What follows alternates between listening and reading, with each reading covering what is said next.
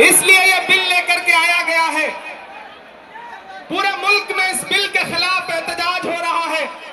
देश की पार्लियामेंट में आपने देखा, हम सारे लोगों ने इस बिल के खिलाफ लगातार लड़ाई लड़ी, लेकिन नंबर उनके पास है, इसलिए यह बिल पास हो गया। अब लड़ाई सड़कों पर लड़नी है। देश की माननीय उच्चतम न्यायालय में, सुप्रीम कोर्ट में यह मुकदमा ऑलरेडी पेंडिंग है और मुझे पूरा यकीन है कि हमारे देश की सुप्रीम कोर्ट इंसाफ जरूर करेगी। महान बादशाह सिकंदर ने जब यूनान फतेह किया तो जीत का जश्न मनाने के लिए वो शहर की सड़कों पर निकला, तो उसने देखा कि पूरा शहर जश्न मना रहा है, लेकिन एक फकीर इंसान सड़क के किनारे बेसुध होकर के सो रहा है। सिकंदर को गुस्सा आया। सिकंदर अपने घोड़े से उतरा और उस सोते हुए फकीर के पास पहुंच करके गुस्से में उसे जोर की एक लात मारी और लात मार के कहा कि क्यों रे फकीर, मैंने शहर जीत लिया, शहर जश्न मना रहा है और तू सो रहा है।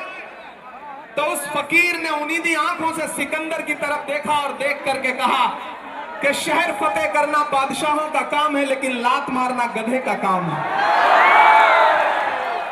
पिछले 11 साल में इस सरकार ने आवाम को सिर्फ और सिर्फ लात मारने का काम किया है, और अब ये बिल लेकर के आए हैं और उन्हें लगता है कि आप खामोशी के साथ उनके हर जुल्म और सितम को बर्दाश्त कर लेंगे। हमें पता है नहीं करेंगे, नहीं करेंगे ना, नहीं करेंगे ना। आपकी यहाँ मौजूदगी इस बात की गवाह है।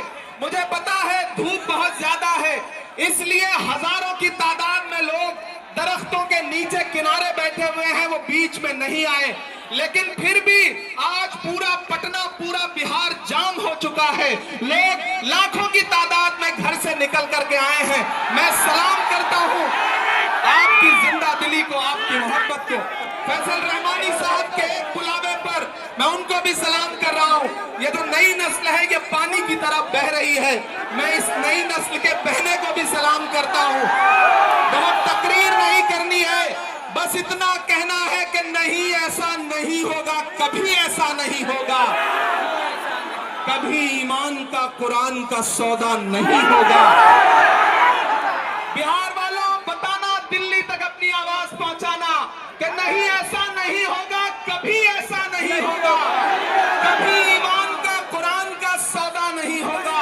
हमें तुम कत्ल कर दो शौक से मंजूर है, लेकिन शरीयत पे किसी मुद्दे पे समझौता नहीं होगा।